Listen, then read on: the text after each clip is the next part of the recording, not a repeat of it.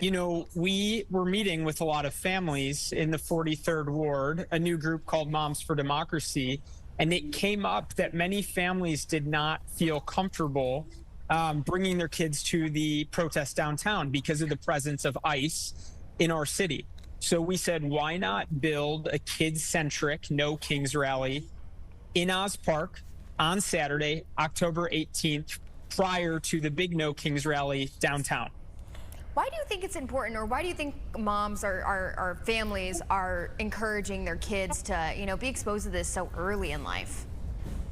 I think right now, and I'm in the schools all the time, and schools are speaking about themes of democracy, themes of freedom. How can a school talk about what's going on in the city without saying that some of your classmates might be at risk? So kids want to be involved. The kid-centric rally that we're holding will be that. It's going to spread joy and hope ahead of the big rally. We're going to have signs being created. We're going to have chalk, donuts, and then we're also going to do a march around Oz Park. And I think it's worth noting, if I might, that, Oz Park is based on the Wizard of Oz, which has at its theme that this wizard, this fearful leader, was really just someone with a mic behind a curtain.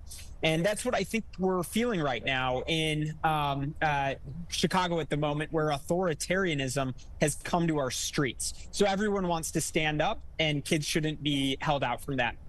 Are you hoping that, because I will admit, as a parent myself, my child is very young, she's only 2, and then we have a 6-year-old in our household as well, but they kind of know, some things. They ask questions about, some of the things, because we are a news family. We're constantly watching news. Do you think this is an easier way to have that conversation with your kids versus, sitting them down and trying to explain it, having it in the way that you're hosting this No Kings rally?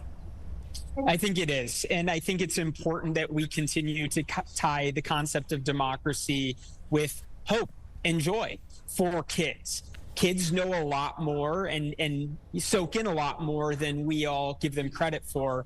So it's important for us to fine-tune those lessons, especially with everything going on right now in the city.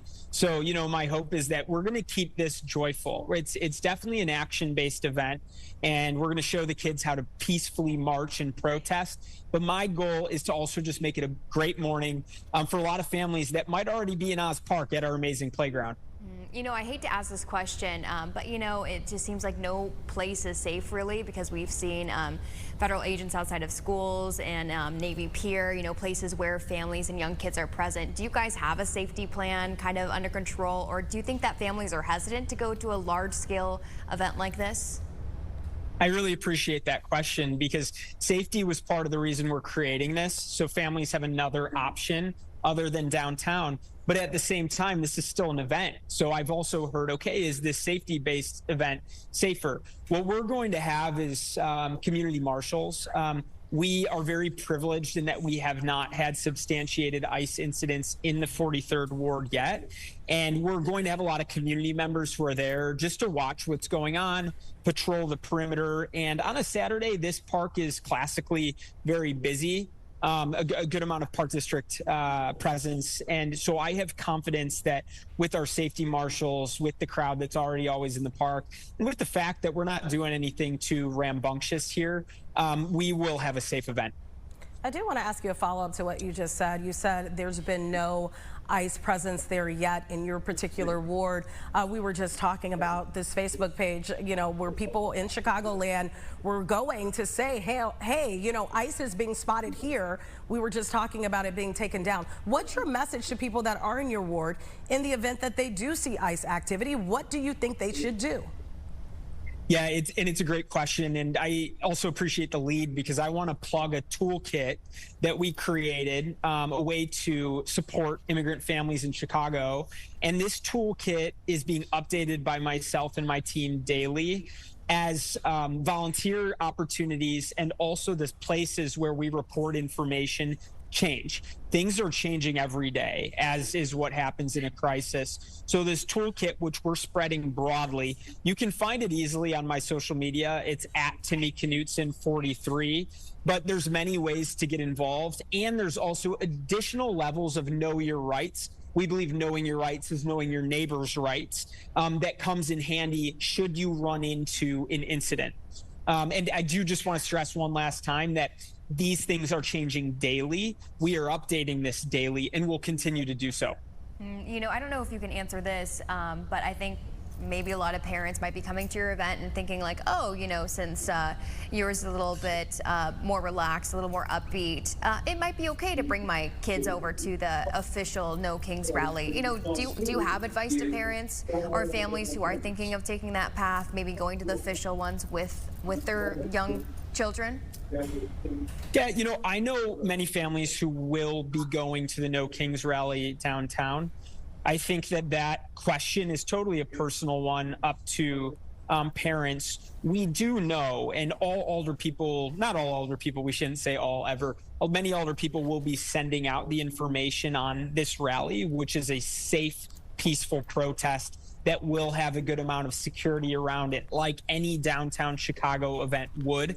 Our police, the Chicago Police Department, under the leadership of Superintendent Snelling, they know how to handle these large-scale events. They've been really stand up in this situation, a confusing situation where we have federal law enforcement in the city. And I do believe that the downtown event will be safe as well. I understand, that being said, why everyone is on edge. This is a moment where we're seeing a lot of unpredictability. So I do think it ends up being a personal decision for families and individuals, whether you feel safe going to the downtown event. Unrelated, I have to ask you this because the last time you and I had an interview, it was about this rat birth control and this being tested out in your ward. How is it working? Do you have any results of it so far? Tia, yeah, thank you for asking. And I think it's a good example of, as older people, we walk and chew gum at the same time, right? We react to crazy things like ICE being in our city, but we continue the good work within our communities. The rat contraception pilot is underway. The rats are currently eating the pellets. We have video footage provided to us by the Lincoln Park Zoo to show that the pellets are being ingested. And now we're at month 2. Scientists tell us that the correct time to collect data on the number of rats is around month 4 to 5, because once a rat ingests the contraception, it takes some time to kick into the next time they would be birthing litters. Not to go too deep into it while on air. That's fine. That's fine. It's breakfast time for some people, so that's fine. We will be updating everybody. It's a really exciting pilot. I think it's innovative. And a better solution to something that the city's been doing for years with not enough impact. Perfect. Well, it has been a pleasure talking to you. We do want to point out that this rally will begin at 10 o'clock in the morning near the Tin Man on October 18th, right at Oz Park. Timmy Knudsen, it's always a pleasure. Thank you so much for your time this morning. We appreciate it. Thank you both. Hope to see you there.